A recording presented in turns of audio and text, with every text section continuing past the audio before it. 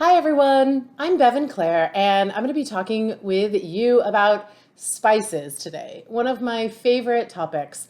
I can go on and on about why I love spices, and I'm going to share some of the reasons with you as we go through and learn about the wonderful medicine and health beneficial qualities of spices, how to use them practically, and we're going to be looking at 7 spices that are so easy to find and add to your life if you're not eating spices or eating enough of them already. So we are going to have so much fun looking at all of this.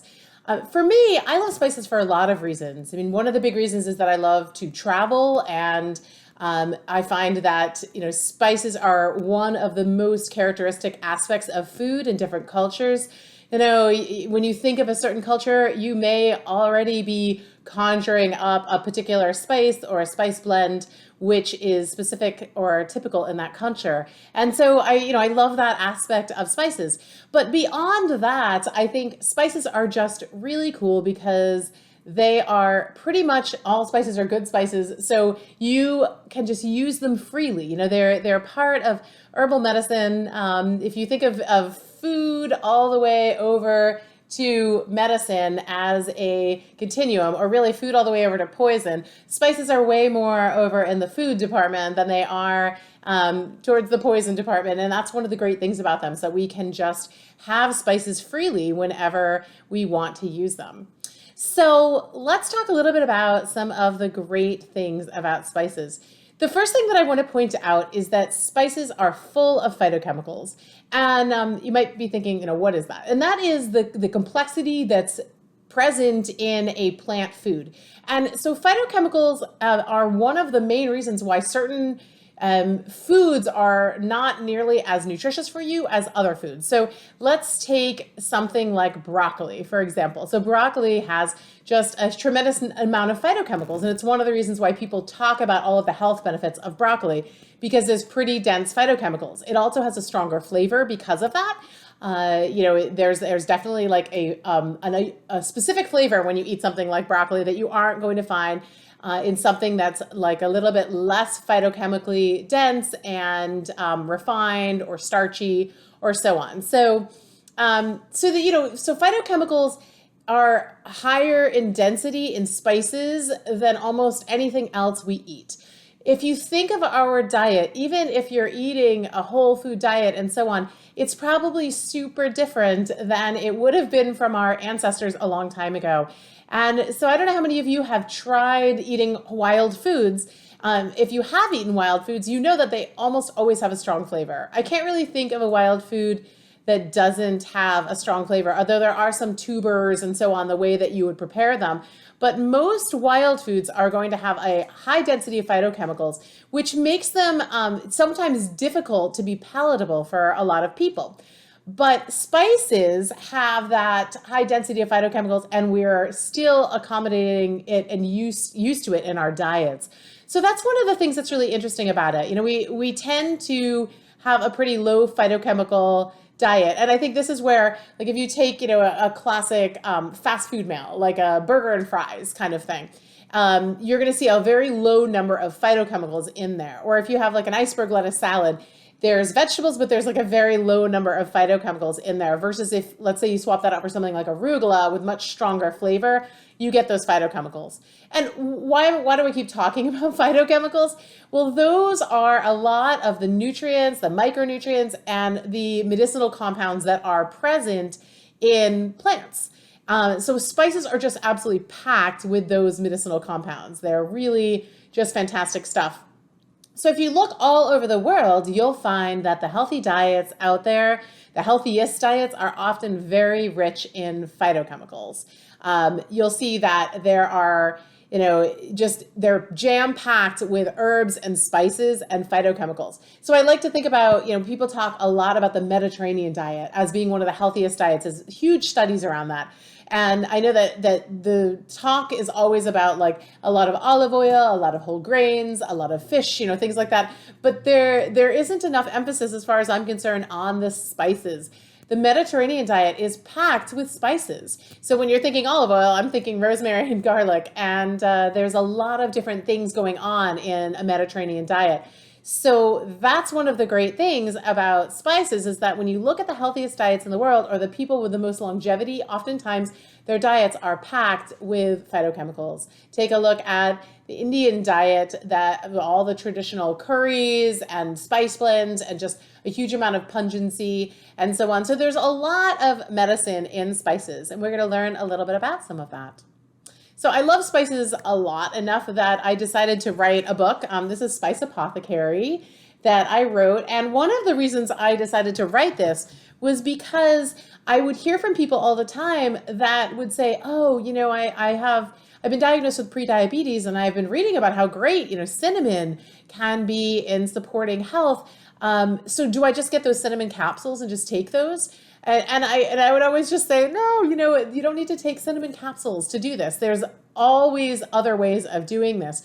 And so I really wanted to bring the idea of using therapeutic doses of spices in our food that could actually be medicinal. So I'm not talking about a little teeny tiny bit of a spice. There are ways to get actually significant quantities of spice in our food, or regular quantities of spice in our food. And there's a ton of different ways. We're going to be talking about just some of the ways today.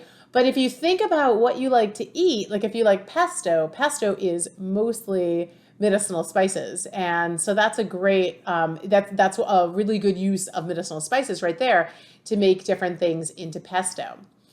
So what are spices? There's not a really clear definition between herbs and spices. I would say that they're generally used because they're classified as spices because they're generally used for flavoring food. So there's herbs, which are often seen as the leafy things that are used for flavoring food. And then there's spices, which a lot of times people will think about are the more woody parts of the plant, like the bark, sometimes buds, the seeds, things like that. So those are often the spices, but there's not like a super clear definition of what that is. So depending on where you are in the world, what you're thinking about for herbs and spices can really, really range.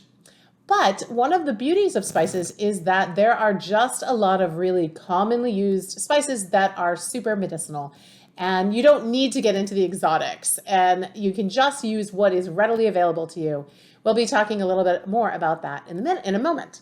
So there are different kinds of spices. There are fresh spices, and sometimes you can find those in a food market. The most common one is probably parsley, cilantro, those things that you can often find in bundles, and they're fairly affordable to be using them that way. Of course, garlic, ginger are also common and affordable in a food market in a fresh form. If you start getting into some of the more esoteric spices, then you might find that they start getting more expensive in the fresh form. But dried spices are also great. So it depends on what you're using. And for me, you can see I have a variety of spices here. I actually tend to use both fresh and dried in cooking, and I don't use them necessarily interchangeably. So we'll be talking about this when we get to it. So you can see there's some fresh garlic here as well as dried garlic. There's some fresh ginger as well as dried ginger.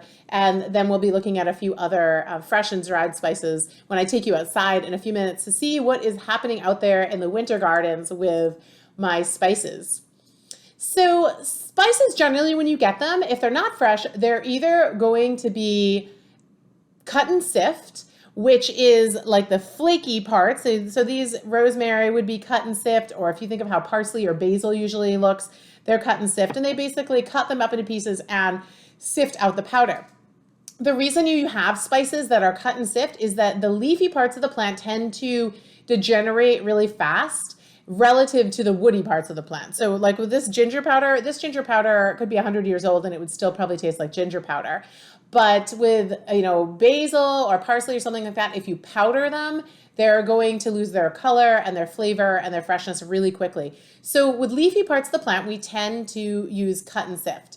With woody parts of the plant, like the roots and the bark and the seeds and things like that, we would tend to use powders. So, but grinding your own spices can actually be a really great thing to do as well. So you can see, here's a typical turmeric powder. This is one I would tend to buy in powder. Another one is cinnamon. So you can grate your own cinnamon. We use so much cinnamon, I feel like it would be a part-time job to grate all the cinnamon. And some spices just last a long time that way. Fennel seeds I have whole because I find, I don't use a ton of fennel seeds in my day-to-day cooking. And I find that they degrade. The fennel seed powder doesn't taste great really fast. So, and if I do use them, I don't use a lot of them. So I can often just take whatever I use, put them in a little mortar and pestle, grind them up, and then have my fennel seeds that I need freshly ground, which is really nice to do that. So a lot of these powders are the same thing you find inside of capsules. So sometimes there are extracts that are inside of capsules that are more concentrated, and sometimes there's simply just herb spice powders, just the most expensive spice powders ever, because you have to put them in capsules, and then there's a big markup on that. So in some ways, I always think that there's a desire for people to not even know that it's the same stuff that's inside the capsule. They just, you can charge 100 times more for it when you put it in the capsule as when you just get it, the spice. So there's a lot of advantages for spices. And, one of my favorite is that they're super accessible. We're going to talk about where to buy spices, but no matter where you live in the world, you can probably buy spices, and you can potentially buy them very inexpensively, a few cents a day to get a medicinal dose of a spice. So they can be incredibly affordable. So I'm not talking about if you want to buy saffron or, high quality cardamom, but you can buy all different spices for a very affordable price. They're also pretty stable. You don't need to keep them in the freezer. You can just keep them out. I'll talk about how to store them in a moment. You don't need to cook with them. You can cook with them, but you don't have to. Spices can be used without any cooking. So if you don't have access to kitchen facilities, then you can still be using quite a bit of spices. In fact, if you're eating out or your food is supplied for you in whatever living situation that you're in, and you want to add flavor, it's a great way to be able to add spices. At our local kitchen that supplies food for people who need a little bit of support and help in acquiring food, spices are in high demand because a lot of the things that are offered are very bland compared to their preferred diet. So spices are a wonderful thing to just add into whatever food you actually have access to. They also don't take any glass to use. There's no alcohol involved. So if that's not something that you want to have in your life, alcohol is also very expensive as far as tinctures and so on goes.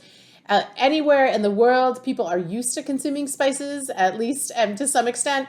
Definitely much more in the equatorial regions and the tropics than the further you get away from the equator. People do not use as many spices in general on a population level.